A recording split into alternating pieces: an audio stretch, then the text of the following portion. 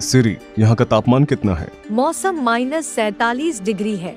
Antarctica में हवा का तापमान -14.8 डिग्री फ़ारेनहाइट या -20 डिग्री सेल्सियस है और यहाँ पर -58 डिग्री फ़ारेनहाइट या -47 डिग्री सेल्सियस है।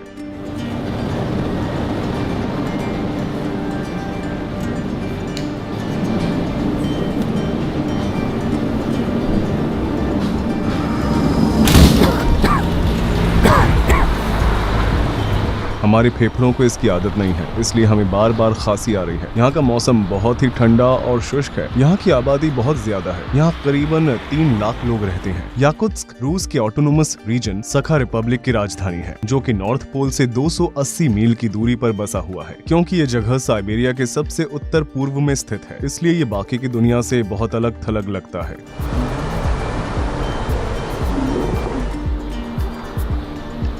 बाहर का तापमान लगभग -50 डिग्री सेल्सियस है। उबलते हुए पानी का तापमान -135 डिग्री सेल्सियस है।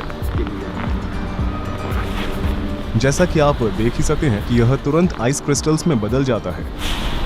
इस क्षेत्र में आज तक का सबसे कम तापमान -71.2 डिग्री सेल्सियस रहा है। ऐसा लगता है जैसे ये जगह किसी दूसरे प्लेनेट का हो। बाहर रखा गया केला कुछ ही मिनटों के अंदर एक हथौड़े में बदल सकता है। यहाँ पर लोग मेटल फ्रेम के चश्मे नहीं पहन सकते हैं, क्योंकि मेटल उनकी त्वचा से चिपक सकता है और जब वे अपने चश्मे को निकालने जाएंगे तो उनका मांस बाहर आ सकता है। यह मांस का एक टुकड़ा है जो बिल्कुल इंसानी मांस जैसा दिखाई देता है। आइए इसे मेटल से छूकर देखते हैं कि क्या होता है।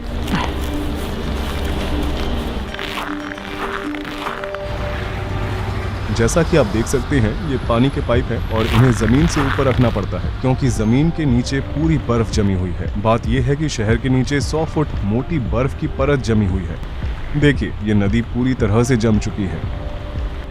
सोवियत युग के दौरान स्टालिन के विचारों का विरोध करने वाले लोगों को सखा रिपब्लिक में निर्वासित कर दिया जाता था। उसमें पॉलिटिशियन, व्यापारी आदि शामिल थे। असल में आज याकुत्स्क में रहने वाले कुछ लोग उनके पोते पोती हैं, इसलिए यह निर्वासन की जगह हुआ करती थी। आज इस शहर में लोग एक आम जीवन जी रहे हैं। हम इस जीवन को बर्फ का नर, आइस हेल कह सकते हैं। यह मनुष्यों की सीमाओं के पार है। चाहे हम जो कुछ भी क्यों न पहन ले, कोई भी चीज हमारे शरीर को गर्म रखने के लिए पर्याप्त नहीं है। अगर आपके पास कार है तो आपको यहाँ बहुत दिक्कत हो सकती है। यहाँ पर सर्दियाँ 6 से 7 महीनों तक चलती है और उस समय आप अपनी कार को बिल्कुल भी नहीं चला सकते हैं। अगर आप फिर भी इसे चलाना चाहते हैं तो आप अपनी गाड़ी का इंजन बंद नहीं रख पाएंगे। उदाहरण के तौर पर आप यहाँ देख सकते हैं कि कार का इंजन चालू है, लेकिन फिर भी ये खाली है, अंदर कोई भी नहीं है। ऐसा ही यहाँ पर सैकड़ों कारें हैं। इंजन के चालू रहने की वजह यह है कि अगर ये रुक गया तो इस बात का खतरा रहता है कि ये पूरी तरह से बर्फ में ढक जाएगा और इंजन का तेल जम जाएगा। जैसा कि आप यहाँ देख सकते हैं, इस गाड़ी के मालिक ने अपनी कार को लंबे समय तक नहीं चलाया होगा। इंजन बंद होने के सिर्फ 20 मिनट बाद ही उम्मीद छोड़ देना यहाँ एक आम बात है। एक और जमी हुई कार जो आने वाली गर्मियों में फिर से इस्तेमाल होने का इंतजार कर रही है। ये कार चल रही है ना? चलिए देखते हैं कि इसके अंदर कोई है या नहीं। हाँ, कोई भी नहीं है। क्या आप सोच सकते हैं कि यहाँ वाकई में ऊर्जा की कितनी ज्यादा बर्बादी हो रही है? किस्मत से रूस एक ऐसा देश है जहाँ तेल और प्राकृतिक गैस संसाधनों की मात्रा बहुत अधिक है। देखिए, इस कार के एग्जॉस्ट पाइप को बाहरी पाइप की मदद से बड़ा किया गया है। यहाँ तक कि एग्जॉस्ट स्मोक भी जम जाती है। कार की सुरक्षा के लिए विशेष कवर्स भी बनाए गए हैं, लेकिन कभी कभी वो भी काफी नहीं होते और जो लोग ज्यादा पैसे खर्च करने की हैसियत रखते हैं वे अपनी गाड़ियों को हीट गैरेज में रखते हैं, क्योंकि ये गाड़ियां लगातार चलती रहती है। इसलिए पूरे शहर में लगातार धुएं की एक परत बनी रहती है। धुंध की वजह से सामने कुछ दिखाई देने की सीमा अक्सर 60.96 मीटर से कम होती है। यहाँ पर बनाए गए घरों का आर्किटेक्चर बिल्कुल अलग है। जमीन के बर्फ से ढके होने और बर्फ के खिसकने की संभावना की वजह से बिल्डिंग्स को खंभों पर बनाया जाता है। पुराने घर जिनका निर्माण बहुत पहले किया गया था, वे एक दशक के बाद झुकने लगते हैं, क्योंकि बर्फ की मात्रा या तो बढ़ जाती है या कम हो जाती है। यह पेन और सुई की तरह लग रहा है। यहाँ अगर सबसे बुरा कुछ हो सकता है तो वो है फ्रॉस्ट बाइट। चलिए मान लेते हैं कि एक रेफ्रिजरेटर लगभग 4.4 डिग्री सेल्सियस पर काम करता है और फ्रीजर -20 डिग्री सेल्सियस पर काम करता है, तो हम बड़ी आसानी से कह सकते हैं कि यहाँ पर हर जगह एक बहुत ही हाईटेक फ्रीजर की तरह काम कर सकती है, क्योंकि यहाँ का तापमान -50 डिग्री सेल्सियस है। इसलिए कुछ लोग अपने फलों या मांस को अपनी खिड़की के बाहर टांग कर स्टोर करते हैं। क्या मैं इस तौलिए से एक स्लेट बना सकता हूँ?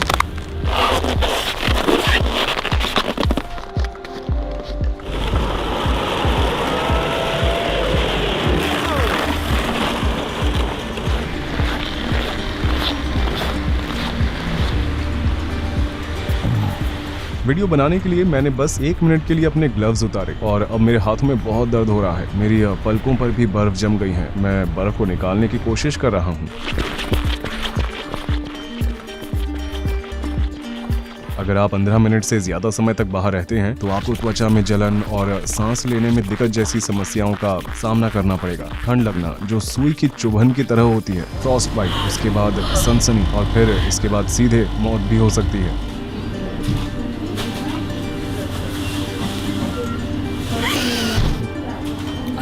उसने बस 5 मिनट मेरा वीडियो शूट करने के लिए अपने ग्लव्स निकाले और तुरंत ही उसकी उंगलियां सफेद हो गईं। हमारा माइक्रोफोन रेड वार्निंग दे रहा है, ये ठीक से काम नहीं कर रहा है। कैमरा भी ठीक से काम नहीं कर रहा है।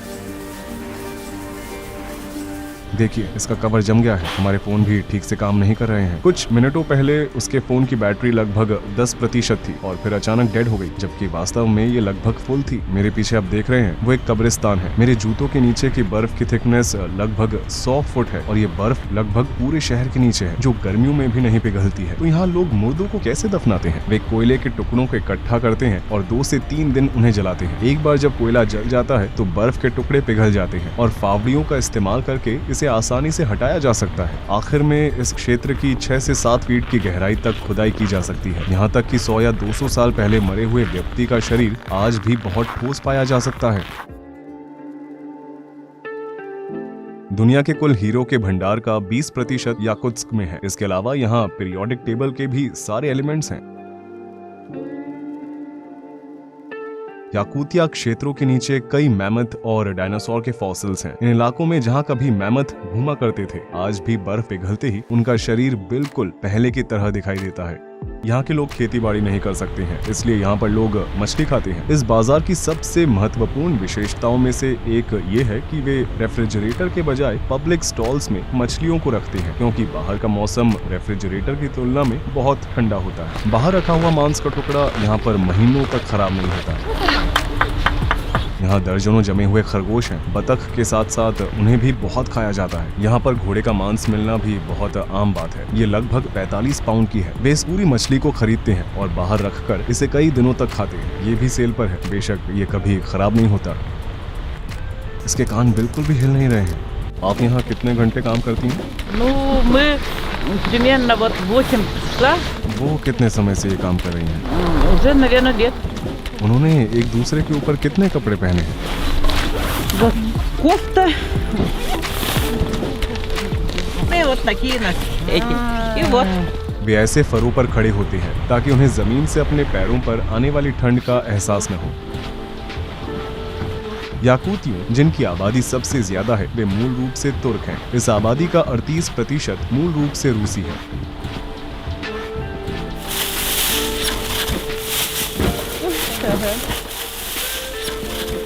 यहाँ ऐसे ही कुत्ते देखने को मिलते हैं। बदकिस्मती से बिल्लियाँ यहाँ जीवित नहीं रह सकती हैं। केवल मोटे फर वाले मैमल्स ही यहाँ जीवित रह सकते हैं। यहाँ पर कारों के अंदर 2-2 शीशे होते हैं ताकि जब एयर कंडीशनर से इंटीरियर गर्म हो जाए तो तुरंत ही इसका तापमान कम न हो। सड़क पर चलने की सबसे खतरनाक बात यह है कि अगर किसी भी वजह से कोई भी कार अगर खराब हो जाती है तो ड्राइवर के मरने का खतरा बहुत बढ़ जाता है। उन्हें इसे 30 मिनट के अंदर ठीक करना होता है, नहीं तो मिनटों के अंदर इंजन ऑयल जम जाएगा। अगर लोग इन इलाकों में बिना किसी फोन सिग्नल के फंस जाते हैं तो उनके पास कुछ ही घंटों के अंदर जमकर मरने के सिवाय कोई चारा नहीं होता है। इसलिए हर ड्राइवर अपनी कार में एक टूल बॉक्स जरूर रखता है।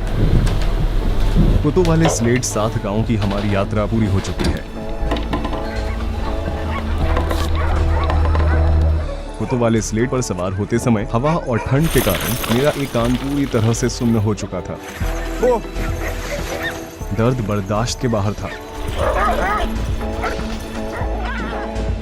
मारिया ने हमें अपने गांव के घर में बुलाया और अब हम इन रहस्यमय याकूतियों के बारे में और भी जानेंगे। कि आप देख सकते हैं ये लगभग मेरी उंगली जितना मोटा हो गया है। मेरे छूने पर भी मैं अपने कानों को महसूस नहीं कर पा रहा हूँ। ये सुन्न हो चुके हैं। मेरे दूसरे कान को देखो, ये बहुत पतला है। यहाँ पर पाए जाने वाले घोड़े सामान्य घोड़ों की तुलना में काफी छोटे होते हैं। उनका शरीर ही इस तरह का बना हुआ है। ये उन्हें गर्म रहने में मदद करता है। जितना कम सतही भाग उतनी कम परेशानी। उन्होंने हमें अपने कपड़े दिए और हमने उन्हें पहन लिया।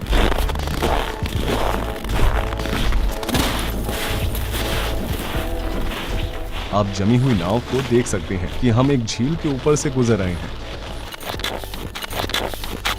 हमने इसे 90 डिग्री के एंगल पर मारने की कोशिश की। हमने यहाँ 20 से 25 इंच के डायमीटर का छेद किया। गाय यहाँ पर आकर अपनी पानी की प्यास को बुझा सकती हैं। हम लगातार टूटी हुई बर्फ को हटा रहे हैं। इस पानी को दोबारा पूरी तरह से जमने में कितना समय लगेगा? In 1 hour. इस गांव में गायों को सर्दियों में हमेशा खलिहान में रखा जाता है।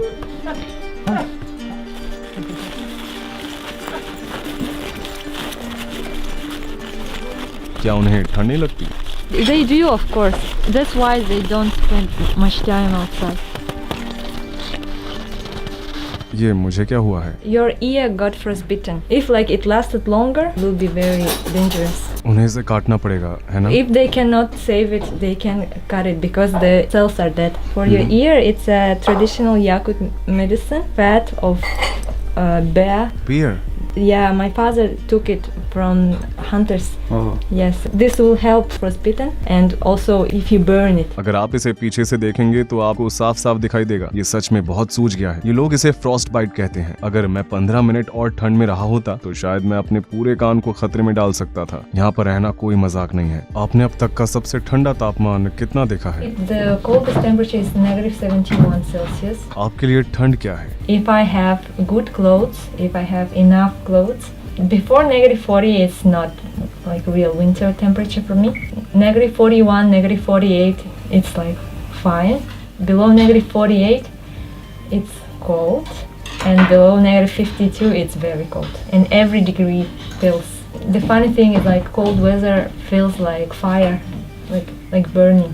हाँ, सच में मेरे कान में भी मुझे जलन महसूस हो रही है। ऐसा लग रहा है जैसे ये बहुत गर्म हो गया हो। Sometimes people drink too much and they fall asleep somewhere outside. And one night outside, some people didn't have proper clothes and they went to the woods and their car broke down and they couldn't call someone because no phone service. Yeah, and it ended. प्रकृति के बारे में आपकी क्या राय है? Whole lifestyle of Yakut people, of Saha people, it's taking care of nature, respecting it. Early childhood, me and my family, we used to go to the woods to fish, to hunt. It's just a part of our life. And we always remember that we are not the owners of this land. We are just guests. For example, we always make a ritual. When we go to pick some berries, we always take a little food with us. We leave it on the ground and say, nature, please share with us. Please give us some food. It's for the master of that land, for the spirit. आप मानते हैं कि प्रकृति में एक आत्मा होती है? Yeah. For example, when we go to the forest, you shouldn't speak loud because you can disturb the spirits. You shouldn't drink there, have fun there, throw the garbage. Don't bother, don't disturb, don't destroy. Yakut religion is not something which is written in a book or there is a church. There is one center of our religion, but it's not something that like in other religions that we do every day we should pray. We don't do something like that. But it's in our mind, it's in our lifestyle. And it's all related to nature. आपके पास जो कुछ भी है आप उसके लिए भगवान के बजाय प्रकृति का शुक्रिया अदा करते हैं। The gods are nature. Our gods are like part of the nature. अच्छा, अब मैं समझा। आप दक्षिण की ओर रहने के लिए क्यों नहीं चले जाते जहाँ इसकी तुलना में गर्मी ज्यादा है? क्योंकि इन तापमानों में रहना किसी पीड़ा से कम नहीं है। It's a torture for you, but not for us. The first reason is my family. Like my family is here, and for me, the best is to be close to my parents, to my brothers. And secondly, I like the nature here. It's very pure.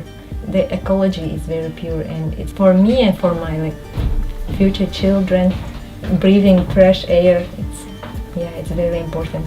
And third, because of our culture, I want to preserve our language, our traditions, and give them to the next generations. Yakutsk में गर्मियों का भी मौसम होता है। जुलाई में यहाँ का औसत तापमान लगभग 19 डिग्री सेल्सियस होता है। ग्लोबल वार्मिंग की वजह से बर्फ पिघल रही है और मैमथ के फॉसिल मिल रहे हैं, लेकिन इस वजह से हजारों सालों से छिपे हुए वायरस भी बाहर आ सकते हैं, जिनसे आधुनिक मनुष्यों का कभी भी सामना नहीं हुआ है। अगर यूरोपीय लोग उत्तरी अमेरिका में बसने के लिए आए थे तो अनजाने में वे अपने साथ एक फ्लू भी लेकर आए थे, जिसकी वजह से ज्यादातर मूल अमेरिकियों को अपनी जानें गंवानी पड़ी और फिर उन्हें सदियों तक अलग थलग कर दिया गया था। फ्लू का हम पर कोई असर नहीं हुआ क्योंकि हमारा इम्यून सिस्टम बहुत मजबूत था। इसी तरह इन क्षेत्रों में बर्फ के पिघलने से जिन प्राचीन बीमारियों से हम सुरक्षित नहीं हैं और वो सामने आ सकती हैं और मानवता को ऐसे विनाशकारी परिणामों का सामना करना पड़ सकता है। हमारा वीडियो देखने के लिए धन्यवाद। यह वीडियो एक ट्रैवल डॉक्यूमेंट्री सीरीज थी। मैं उन अनोखी जगहों की यात्रा करता हूँ जिनके बारे में ज्यादातर लोगों को पता नहीं होता है और उनके बारे में विस्तार से डॉक्यूमेंट्री बनाता हूँ। इस चैनल पर आने वाली अगली वीडियो भी याकुत्स्क की ही होगी। मैंने -55 डिग्री सेल्सियस पर 8 बर्फ के एक्सपेरिमेंट्स किए थे। जमे हुए अंडे और नूडल्स, गीले कपड़े और पानी के गुब्बारों के साथ